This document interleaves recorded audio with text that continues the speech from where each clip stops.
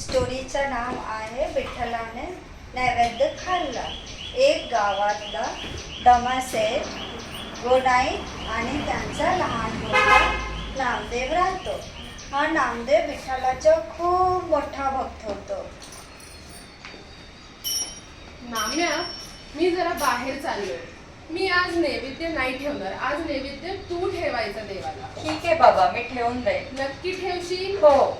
बर.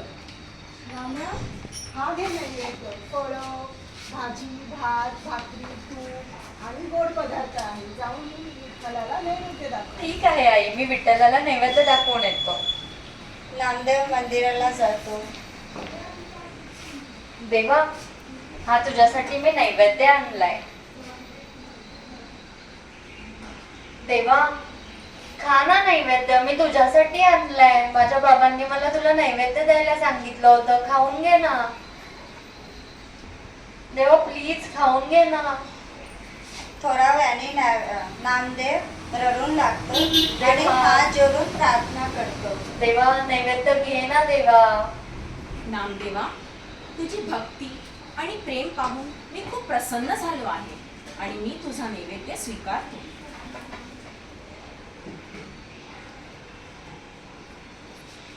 नामदेव घडी पडतो. अरे राम्या, ताट रिकामे कसे? आई, देवाने स्वतः प्रकट होऊन नैवेद्य खाल्ला. अरे काय सांगतो, हे तर काही शक्य नाही. मला नाही वाटत देव आले असतील आणि त्यांनी नैवेद्य खाल्ला असेल. बाबा खरंच देवाने खाल्ला. स्वतः विठ्ठल प्रकट झाले होते. छे तू काहीही सांगतो. उद्या मी बघतो. उद्या परत नैवेद्य ठेव आणि मग मी बघेन परत. उद्या विठ्ठल पुन्हा येतील, खरंच नैवेद्य खातील. बर, उद्या बघूया. नामदेवाने सांगितलं की आज विठ्ठलाने नैवेद्य खाल्ला, पण दमासेठला स्वीकार नाही होत. हे घे राम्या, आजही तूच नैवेद्य ठेव देवाला.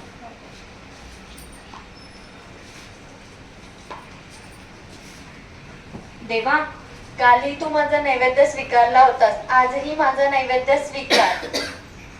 देवा, आजही माझा नैवेद्य स्वीकार ना. नामदेवा, तुझा प्रेमळपणा पाहून मी परत आले. मी तुझा नैवेद्य स्वीकारतो. धन्यवाद देवा. आणि दमासेठ आणि गावकरीचे लोक बघतो. अरे देवा, ही माझ्या डोळ्याने काय बघितलं? काय चमत्कार झाला? अरे हे तर शक्य नाही. मी पण माझ्या डोळ्यांनी पाहिले की साक्षात विठ्ठल आले आणि तुझा नैवेद्य स्वीकारला. खरोखरच कसं असं निर्मल निरागस कसं भक्ती पाहून सगळे देवाने स्वतः दर्शन दिले आम्हाला. नाम्या, तुझी कीर्ती महान आहे. जे भक्त माझे निस्वार्थपणे माझा भक्ती करतात, मी त्यांच्या एका हाकेवर जय हरी विठ्ठल, जय हरी विठ्ठल, जय हरी विठ्ठल, जय हरी विठ्ठल, जय हरी विठ्ठल, जय हरी विठ्ठल, जय हरी विठ्ठल, जय हरी खरंच विठ्ठल. नाम्या, तुझी कीर्ती महान आहे. जय हरी विठ्ठल. विठ्ठल